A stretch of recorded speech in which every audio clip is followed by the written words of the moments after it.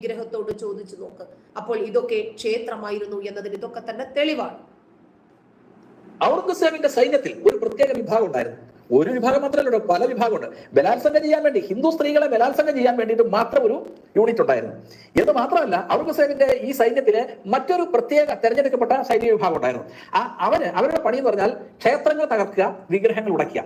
അങ്ങനെ ഏറ്റവും കൂടുതൽ വിഗ്രഹങ്ങളും ക്ഷേത്രങ്ങളും ഉടയ്ക്കുന്നവർക്ക് ശരിയാണ്. സ്ത്രീകളെ ബലാത്സംഗം ചെയ്യാൻ വേണ്ടിയിട്ട് ഒരു വിഭാഗം ആളുകൾ, വിഗ്രഹങ്ങളെ അടിച്ചു പൊട്ടിക്കാൻ വേറെ ഒരു വിഭാഗം ആളുകൾ, ഇത് ഇസ്ലാമിക രൂപത്തിലുള്ള മസ്ജിദാണ് എന്ന് സ്ഥാപിക്കാൻ മറ്റൊരു വിഭാഗം, ഇങ്ങനെ തട്ടായി തന്നെയാണ് ഇവരുടെ മതവും മറ്റുമൊക്കെ സ്ഥാപിച്ചത്.